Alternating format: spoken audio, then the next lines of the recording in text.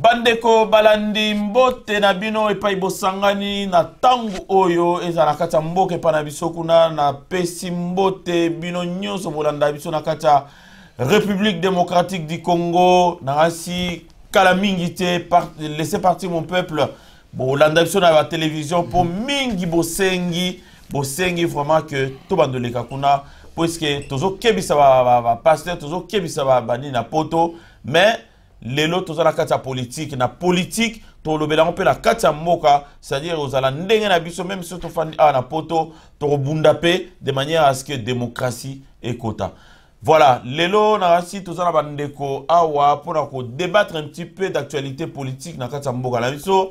Actualité politique eza dominé na moya lelo par nomination déjà. Et c'est le cas qu'il y a Félix Tshisekedi comme président de l'UDPS.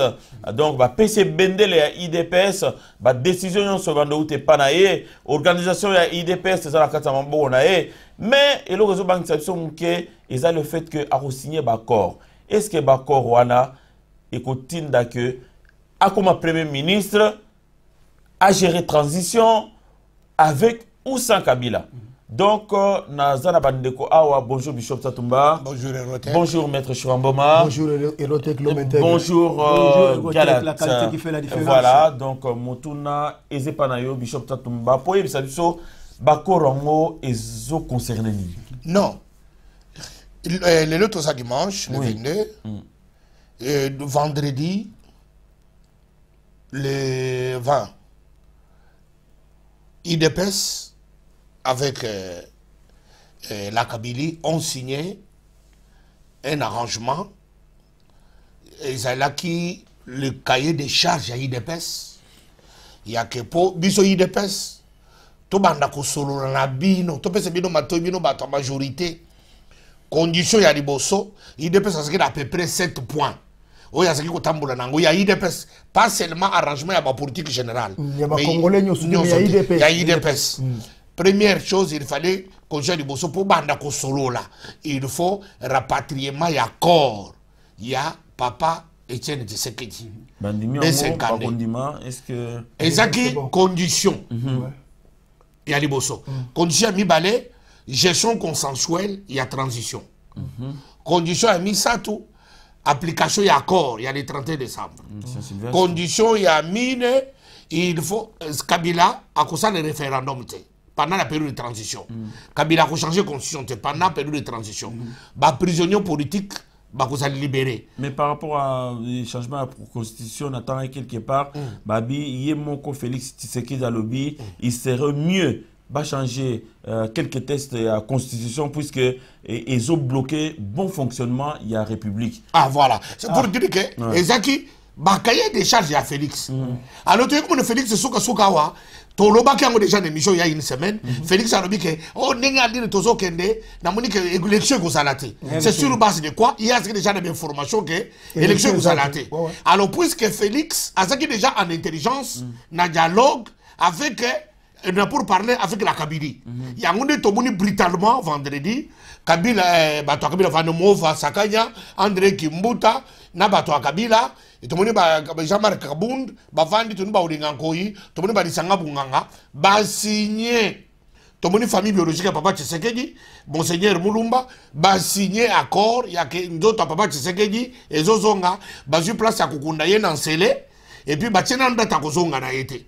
Et pourtant c'était la condition, il y a des personnes qui Babanda Kosolo là, Bandi Mokosolo na Kabili. C'est-à-dire le Kola Bayena Moï.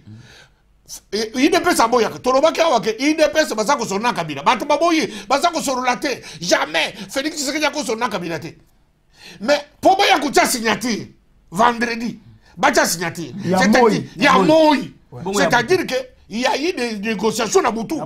Alors négociations à Boutou on a nebiso tolobena kike a otozolo banabino IDPS na Kabili basako sorola lokola IDPS aboya ka tout baboya ka.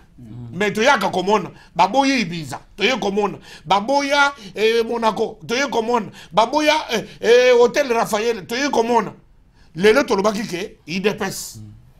Baboya ki les lots baye ko signé. Loko la IDPS a ndemi ko signé. c'est-à-dire Kabila peut un peu ça qui condition condition Kabila ça là qui que lokoni bino bondimi ba exilé ba kubima ba radio eko fungwama ba o bazana asile politique ba kozonga mais ngai condition na ngai zamoko to ko kenna bino ti na 2020 mais lokoni bango ba signer accord condition bango Kabila limite a faut bango ba kondimi ya Kabila ke tozo ke na 2020 et puis na yeko mona 5 ans à lobby monseigneur wani ya sekoro bino e ko déranger kité so qui bah quoi appliquer accord à Saint-Sylvestre que Félix Tshisekedi a comme le premier ministre. Ça dérange rien. Ce qui est élection, ça l'a maintenu. Donc, si je comprends bien, Nani Bruno Tshibala, Azalaki premier ministre, pas selon l'accord à Saint-Sylvestre. Non, Izaki, selon. Non, mais pour nous, il est là. Non, on a un arrangement. Il y a Kabila, Denga Kende qui koiba moto pour diviser qui na bango, rassemblement na bango, nde azui monsieur Tshibala. Tshibala zawana, azakane premier ministre, azane étiquette. Puisque tout le monde, Félix Alobaki, il n'est pas Alobaki que pendant que monsieur Bruno Tshibala, asa premier ministre, toko ni matek Etienne Tshisekedi aya banku naye Tshibala premier ministre. Mais le lot c'est le gouvernement Tshibala. Puisque moi Vasakanya Azadi ministre de l'Intérieur de Tshibala.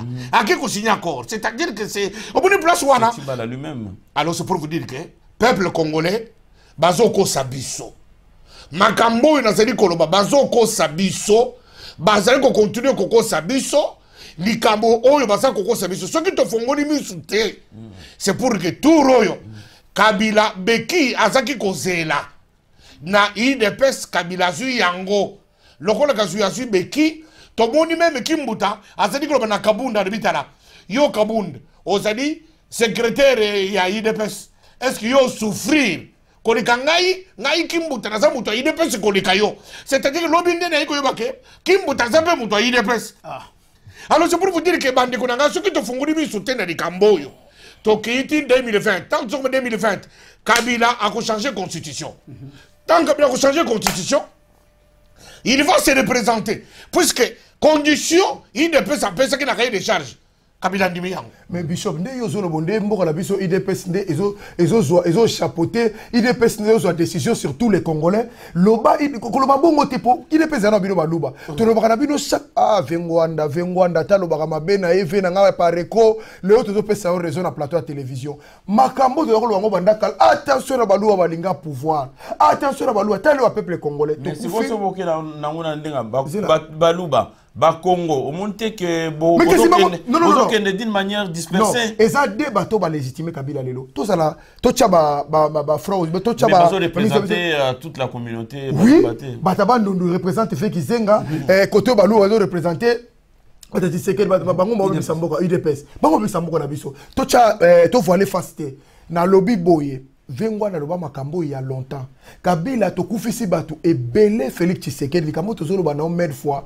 Oyo signature oyo ndimi pona komona lobby eza arrêt ya makambo arrêt politique na ye. Parce que eza nango cause la premier ministre Kabila complica ve Tshisekedi vivant. Ayibi ndenge Kabila complica ye. Ayibi complication ni via mona pour le makambo premier ministre wana. Bako chele na butu lobby na tongo bébé. Bako chele na tongo lobby tomona ngo mingi. Siko ya gondima satu na biso wa Congolais to kufi plus de combien de millions de morts d'autant à combattre ti lo bazo kufa na ba est.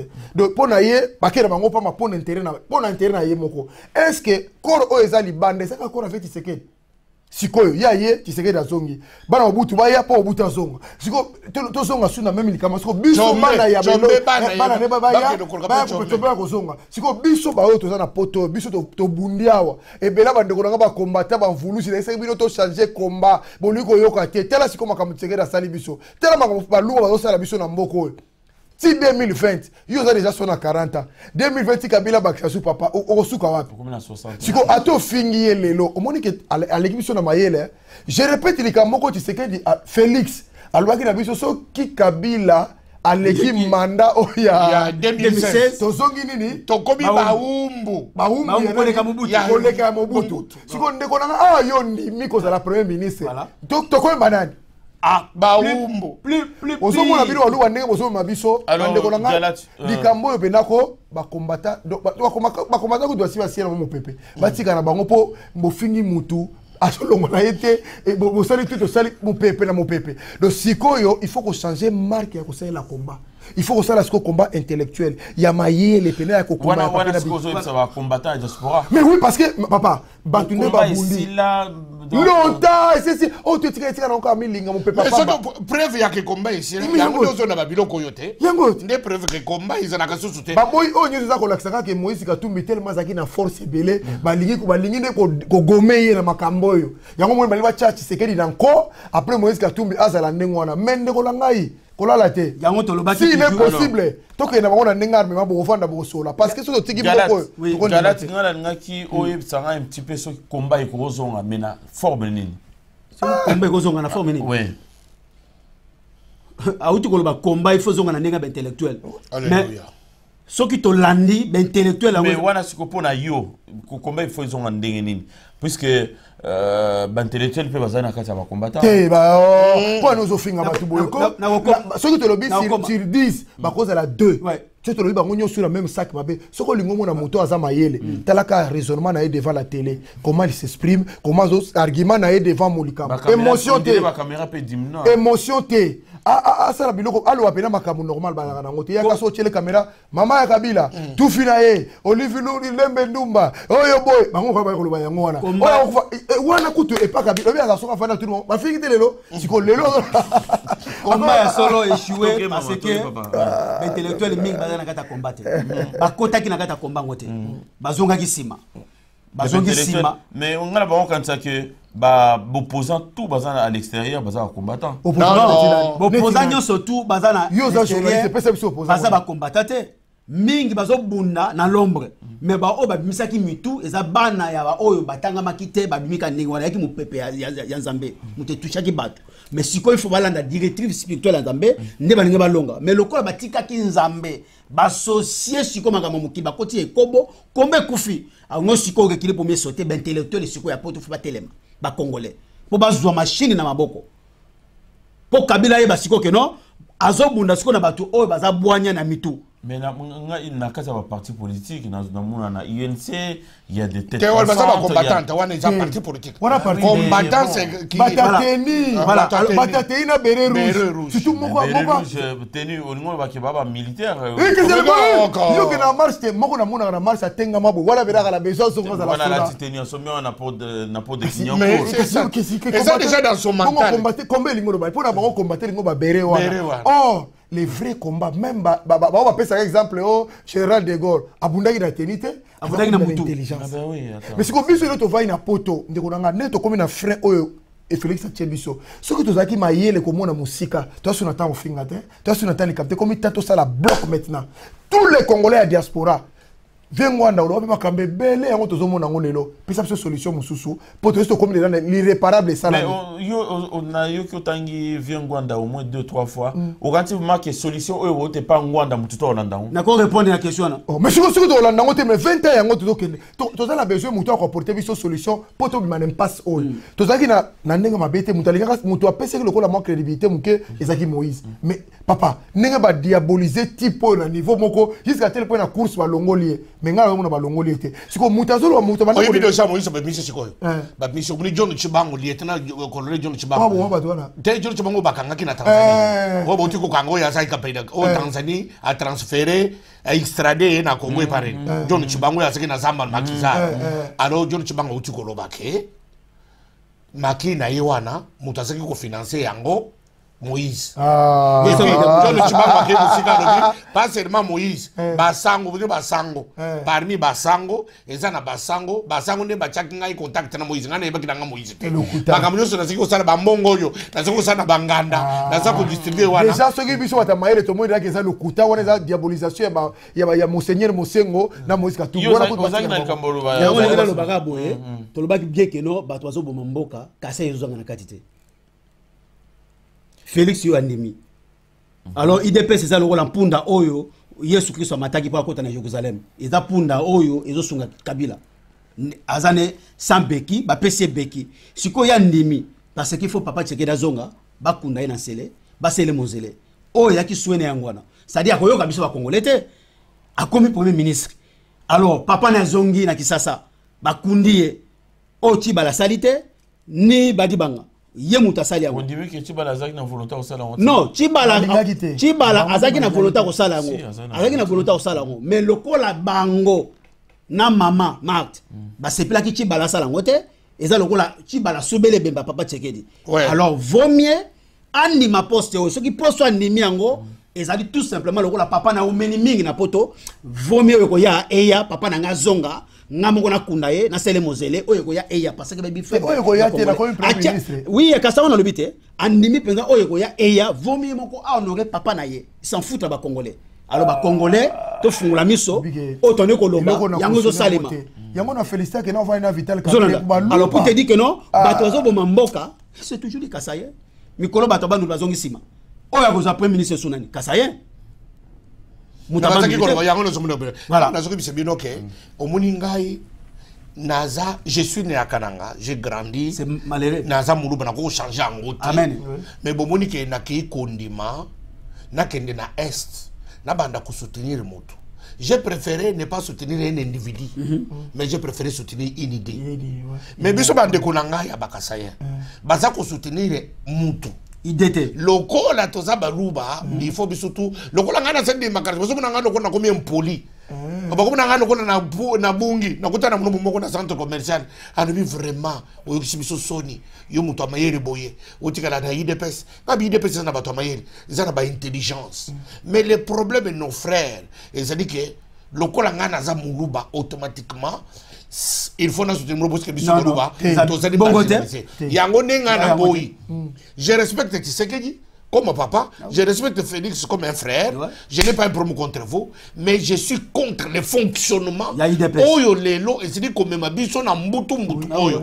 Puisque mbutu oyo, le fait que le longa na muni ba Henri Mova, na muni André Kimbuta, il se réclame de l'IDPS. Na réalité. Papa Potoyo. Na réalité. En 2018, Erotek Bakanga ba image, tu comme en 2019, papa mo boulou moko koza na poto awa. Au moins de Félix Assali Bakabo. Na zo sayo mo boulou lingolo ba, tant que ba intellectuel ba poser axe na bango ba kamto sala, ba misu ba ko supporter. Bon, moi ni siko est très dangereux c'est quoi? Toujours le bien Kabila Zazoba, Kabila Tangate, Kabila mais Kabila Sikobana ba tout Kabila, ben intellectuel. Ouais. Même intellectuel ba ya poto awa, to boité na diaspora. Mais le problème c'est quoi? Congolais bandaka malamu asuka kana mabe. Ben intellectuel ba ko ya. Est-ce que tu as ini? Oui. Tu as besoin d'unité. Malade, tu as unité. Malade, tu as unité. Intellectuel, tu as leader. Est-ce que tu as l'andaye? Non. Pour la gestion de Bani Makaba qui leader, il y a un moniteur qui a Félix Tshisekedi tient comme premier ministre. Voilà. Ce que tu as dit, on a comme aboy. Voilà. Pour sangana nous un. Pour la gestion des alliés, na minute yo, tu as un problème qui est de faire partir gouvernement en place. Mais na minute to non, vous avez de musique. Yoka. Gouvernement wana tant papa Tshisekedi a kofi. Apesaki place ya kokunda papa Tshisekedi na Gombe. Liboso ya cimetière ya de la Gombe. 500 mètres carrés. Baboy. 500 mètres carrés. Baboy. Mais bato bakufa. Siko bato nyoso bakufa puisque Tshisekedi parce que na poste ba konde na permanence. Bakeperte. Ah, tu vois? Siko ba yikondi ma pas seulement bandimi permanence te. Bandimi Gombe te. Place bato nyoso ya mokili ba touriste mondial bazota na pla papa Tshisekedi baboye. Siko bazoke de kokunda papa Tshisekedi na nsele. Bako bomba est-ce que ngai loko nanga ozomba zamba nani muzoye moko na makambo no soke dabu na rushi kwana siko bandimi papa Tshisekedi bakende kukune na zamba ole na Gombe bande kona ngai mais pour la premier ministre tu vois et ça quelque part ils ont la voilà tout c'est des voilà sauf si vous avez quelque chose à rajouter voilà c'est par ces quelques interventions qu'on termine notre émission d'aujourd'hui. Comme vous le savez très bien que l'émission du dimanche, c'est juste des flashs, justement, donc pour commenter un petit peu les nouvelles d'actualité. Et puis, bah, voilà, sauf s'il y a un dernier mot pour chacun. Non, on appelle ça moi, c'est la gambote, parce que tout le monde est compliqué, il faut beaucoup de prières. Amen. Merci beaucoup. Merci beaucoup, la maman de 5. Carmela, Chrissy Mboma, et puis na Bienvenue Kamba, Apocalypse 22. Oh, les 5 millions. Ah, pourquoi oyo azaki ya château rouge. Laissez les millionnaires. Oyo azaki na les jeunes millionnaires. Ceux qui montent à un million lelo na ba jeune. C'est lui. Ba yebisika ki azana hôtel moko na makamwana. Mbongo ndeleki. Congolais so moni wose mbongo eleki. Akomi na 4 hôtels. Na GB misak mais bari que hôtel na wewe seka fasa bikale pitu swala bari binche ko zo na piscine na ascenseur na piscine bari bikasa ko vérifier bien papa mbongo likola mbongo sali mutu na GB aza millionnaire til na zolo bana yo asa iloko mongo na GB apocalypse kamba limbisa ngai vraiment information besaka bike osho mais mutu oyo ya millionnaire bon aza na million papa tika papa aza bao balobaka kaka papa 3 eloko mibale na GB soko lingo ke na vacances na mwasi na ban asali nde basala ba appartement na GB za mais je crois que ça sona mbongo ta c'est bongo que ça na GB ndeni bongo que c'est le pas n'importe quel cas siko asala ngo mibale bo oya biso kuna piscine na ascenseur papa tika mbote belé et puis na pesi sou mbote na petit nanga Jacob Zakina na pesi mbote na Linus Bonzembo en Allemagne na pesi mbote mingi na Inyonga Mayama et puis la maman de 5 vraiment na yebi toujours nkolo a osala minene parce que na molimo mingi akolo bezalité maman kitalatala yebi selanga ba congolais bala exemple ba fourmi ndenge fourmi ba tambulaka c'est que chef na bango za liboso pona ba politicien congolais pona ba congolais pona ba intellectuel diaspora et comme na tango botelema mais soko botelemi sikoyo bokola na mbongo te mbongo yango mutu e kaboli Congo mbongo e pensé ba congolais et comme na tango bato ba sangana to linga Congo po congolais comme libre na nzambe na lola aza ko sepela mamoto za ko salate nzambe apambola bino bipai bozali o to yaki ko loba yango wala mère kati mère de 5 ministères. Merci beaucoup et à très bientôt.